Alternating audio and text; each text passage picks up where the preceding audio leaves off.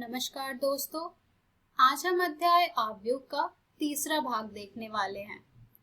हमने हमारी पिछली वीडियो में पढ़ा था अवयवों पर संक्रियाएं। आइए देखते हैं कि आज के इस वीडियो में हम क्या पढ़ेंगे। तो दोस्तों, आज के इस वीडियो में हम पढ़ेंगे अवयवों का गुणन। तो चलिए आगे बढ़ते हैं और शुरू करते हैं हम हमारा आज का भाग। तो दोस्तों, अवयवों का गुणन, जैसा कि इसके नाम से ही स्पष्ट हो रहा है, हम इस टॉपिक में ये सीखेंगे कि किस प्रकार से हम अवयवों को गुणा करते हैं। और उसे सीखने से पहले हमारा सबसे पहला कार्य होगा कि उनके चरण को जानना, कि किस प्रकार से हम उन्हें ज्ञात करेंगे। तो आइए सबसे पहले हम ये देखते हैं कि अवयवों का गुणन का चरण क्या क्या है। तो दोस्तों, हमारा जो सबसे पहला चरण होगा वो होगा कि यदि आपके पास दो अवयव दिए गए हैं A तथा B, और उनके गुणन के लिए आपका सबसे पहला कार्य होगा कि A में स्तंभों की संख्या B में पंक्तियों की संख्या के बराबर होनी चाहिए। ये आप सबसे पहले दोनों अवयवों से ज्ञात करेंगे और देखेंगे कि क्या वो बराबर हो रहे हैं या नहीं। अगर नहीं है तो आप उस अवयव को गुणा नहीं कर सकते, और यदि वो बराबर हैं तो फिर हम अगले चरण की ओर बढ़ेंगे। हमारा दूसरा चरण है, इसके अतिरिक्त गुणनफल अवयव अर्थात प्रोडक्ट मैट्रिक्स के अवयवों को प्राप्त करने के लिए हम A की पंक्तियों तथा B के स्तंभों को लेकर अवयवों के क्रमानुसार गुणन करते हैं। यानी कि जब हम ये देख लेंगे कि दिए गए अवयव के स्तंभ तथा पंक्तियों की संख्या बराबर है या नहीं, उसके बाद हमारा अगला चरण होगा कि हमारा जो अवयव A की पंक्तियां होंगी तथा B के स्तंभ को गुणा करके हम अवयवों को एक एक करके ज्ञात करेंगे। और हमारा तीसरा चरण होगा कि इसी प्रकार से हम फिर गुणनफलों का योग ज्ञात करेंगे। तो ये तीन चरण हैं जिसके माध्यम से हम अवयवों को गुणा करते हैं। आइए एक उदाहरण से इसे और अच्छी तरह से समझते हैं। यहाँ पर हमने जो उदाहरण में दो अवयव लिए हैं वो है जो कि आपको स्क्रीन पर दिख रहा है। उस अवयव के जो अवयव हैं वो है 2, 5, 8, 10 तथा 4, 40। आइए देखते हैं कि हम इन्हें गुणा किस प्रकार से करेंगे। तो जैसा कि आपको अभी बताया गया था, सबसे पहला जो गुणा करने का चरण होगा वो होगा ये देखना कि क्या पहले अवयव के स्तंभों की संख्या दूसरे अवयव के पंक्तियों की संख्या के बराबर हो। तो यहाँ पर ये दोनों ही संख्या बराबर है, क्योंकि हमारा जो पहला अवयव है उसमें हमारे स्तंभों की संख्या है 2 और दूसरे अवयव में हमारे जो पंक्तियों की संख्या है वो है 2। तो इससे यह स्पष्ट होता है कि हम इन अवयवों को गुणा कर सकते हैं, और इन्हें गुणा करने के बाद जो हमें अवयव प्राप्त होगा उस अवयव की कोटि होगी 2 क्रॉस 1। आइए अब हम ये सीखते हैं कि किस प्रकार से हम इसे गुणा करते हैं।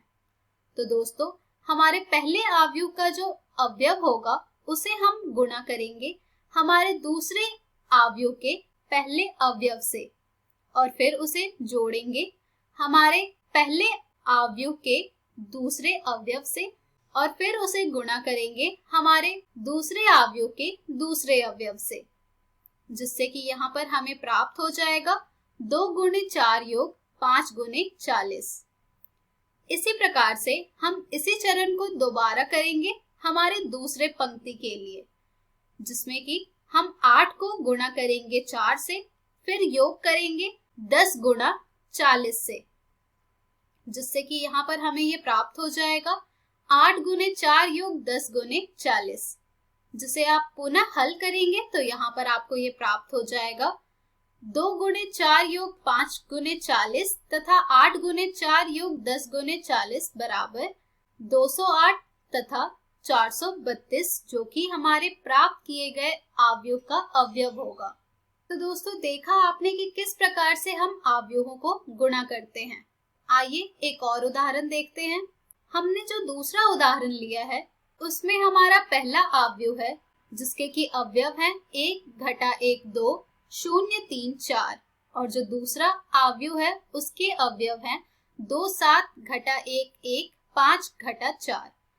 आइए अब हम इसे गुणा करना सीखते हैं। तो दोस्तों, जैसा कि आपको बताया गया था, गुणा करने का सबसे पहला चरण होगा वो ये होगा, ये देखना कि क्या हमारे पहले आव्यूह में जो स्तंभों की संख्या है वो हमारे दूसरे आव्यूह में पंक्तियों की संख्या के बराबर है या नहीं। तो यहाँ पर ये दोनों ही संख्याएं बराबर हैं, जिससे कि हमें ये पता लग रहा है कि हम इस आव्यूहों को गुणा कर सकते हैं तथा हमारा जो आव्यूह का गुणन हमें प्राप्त होगा वो आव्यूह हमारा उस कोटि का होगा जो कि है 3 गुणे 2। आइए अब हम ये देखते हैं कि कैसे हम इसे अब गुणा करेंगे। तो दोस्तों, इसे गुणा करने के लिए हम सबसे पहले हमारे पहले आव्यूह के पहली पंक्ति को गुणा करेंगे हमारे दूसरे आव्यूह के पहले स्तंभ से, जिससे कि हमें यहाँ पर ये प्राप्त हो जाएगा 1 गुणे 2 योग घटा 1 गुणे घटा 1 योग 2 गुणे 5। अब हम यही चरण दोहराएंगे हमारे दूसरे स्तंभ के लिए। तो यहाँ पर अब हम हमारे पहले आव्यूह के पंक्ति को गुणा करेंगे हमारे दूसरे आव्यूह के दूसरे स्तंभ से, जिससे कि हमें हमारा आव्यूह प्राप्त होगा जिसके कि अवयव होंगे 13 तथा 1 गुणे 7 योग घटा 1 गुणे 1 योग 2 गुणे घटा 4। इसके बाद हम अब दिए गए आव्यूह के पहले आव्यूह के पंक्ति को गुणा करेंगे दूसरे आव्यूह के पहले स्तंभ से, जिससे कि हमें हमारा आव्यूह प्राप्त होगा जिसके कि अवयव होंगे 13 घटा 2 0 गुणे 2 योग 3 गुणे घटा 1 योग 4 गुणे 5। इसके बाद इसी चरण को हम दोहराएंगे जिससे कि हमें हमारे आव्यूह का चौथा अवयव प्राप्त हो जाए। अब हम हमारे पहले आव्यूह की दूसरी पंक्ति को गुणा करेंगे हमारे दूसरे आव्यूह के दूसरे स्तंभ से, जिससे कि हमारा चौथा अवयव भी प्राप्त हो जाएगा जो कि आएगा आव्यूह जिसके कि अवयव होंगे 13 घटा 2 17 0 गुणे 7 योग 3 गुणे 1 योग 4 गुणे घटा 4, जिसे जब आप हल करेंगे तो आपको इन दोनों आव्यूह का गुणन प्राप्त होगा। आव्यूह जिसका कि अवयव होगा 13 घटा 2 17 घटा 13। तो देखा आपने दोस्तों कि किस प्रकार से हम आव्यूहों को गुणा करते हैं। आइए एक और उदाहरण देखते हैं जिससे कि आपको और अच्छी तरह से क्लियर हो जाएगा कि किस प्रकार से हम आव्यूहों को गुणा करते हैं।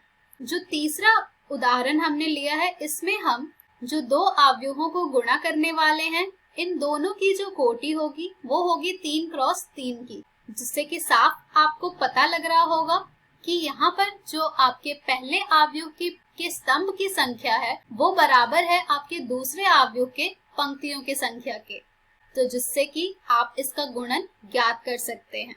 तो चलिए अब हम पिछले उदाहरण में की गई प्रक्रिया को दोहराते हैं और एक एक करके ज्ञात करते हैं आव्यूहों का गुणन।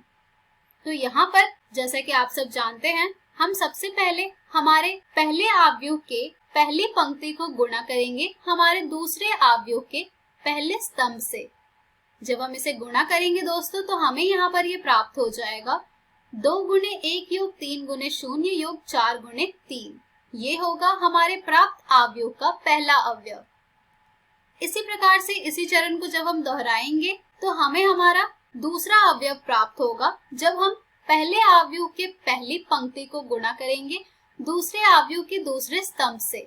तो यहाँ से हमें ये प्राप्त हो जाएगा अब 14 हमारा पहला अवयव, 2 गुणे घटा 3 योग 3 गुणे 2 योग 4 गुणे 0 हमारा दूसरा अवयव।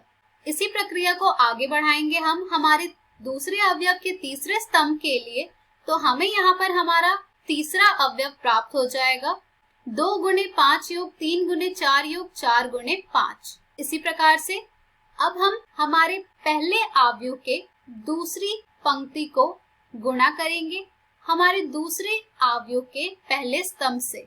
जब हम इसे गुणा करेंगे तो यहाँ से हमारा जो चौथा अवयव होगा वो प्राप्त होगा 3 गुणे 1 योग 4 गुणे 0 योग 5 गुणे 3। जब हम हमारे पहले आव्यूह के दूसरी पंक्ति को गुणा करेंगे दूसरे आव्यूह के दूसरे स्तंभ से, तो यहाँ पर हमें ये प्राप्त हो जाएगा पांचवा अवयव 3 गुणे घटा 3 योग 4 गुणे 2 योग 5 गुणे 0। इसी प्रकार से जब हम पहले आव्यूह के दूसरी पंक्ति को गुणा करेंगे हमारे दूसरे आव्यूह के तीसरे स्तंभ से, तो यहाँ पर हमें ये प्राप्त हो जाएगा हमारा छठा अवयव 3 गुने 5 योग 4 गुने 4 योग 5 गुने 5। इसी प्रकार से आप आगे भी इन्हीं चरण को दोहराएंगे, जिसमें कि आप पहले अवयव के तीसरे पंक्ति को गुणा करेंगे दूसरे अवयव के पहले स्तंभ से, तो आपको आपका सातवां अर्थात A31 अवयव प्राप्त हो जाएगा, जो कि होगा 4 गुने 1 योग 5 गुने 0 योग 6 गुने 3। इसी प्रकार से जब आप तीसरे पंक्ति को गुणा करेंगे दूसरे स्तंभ से, तो आपको अवयव 3-2 प्राप्त होगा, 4 गुने घटा 3 योग 5 गुने 2 योग 6 गुने 0। और इसी प्रक्रिया को जब आप आगे बढ़ाएंगे अपने तीसरे स्तंभ के लिए, तो आपको यहाँ पर ये प्राप्त हो जाएगा आपका अवयव A33 बराबर 4 गुने 5 योग 5 गुने 4 योग 6 गुने 5। जिन सबको आप हल करेंगे तो आपको इन दोनों अवयवों का गुणन प्राप्त होगा। 14 शून्य 42, 18 घटा 1 56, 22 घटा 2 70। ये होगा आपके दोनों अवयवों का गुणन जो कि आपने प्राप्त किया है उसके अवयव। तो दोस्तों देखा आपने कि किस प्रकार से हम अवयवों को गुणा करते हैं। तो दोस्तों इस पर आधारित आपको बहुत से प्रश्न आपको आपकी एनसीईआरटी पुस्तक में मिल जाएंगे, जिन्हें आप जरूर हल करें। चलिए अब हम बढ़ते हैं हमारे अगले टॉपिक की ओर, जो कि है अवयवों के गुणन के गुणधर्म। यानी कि अब हम सीखेंगे अर्थात जानेंगे कि मैट्रिक्स मल्टीप्लिकेशन की प्रॉपर्टीज क्या क्या होती हैं।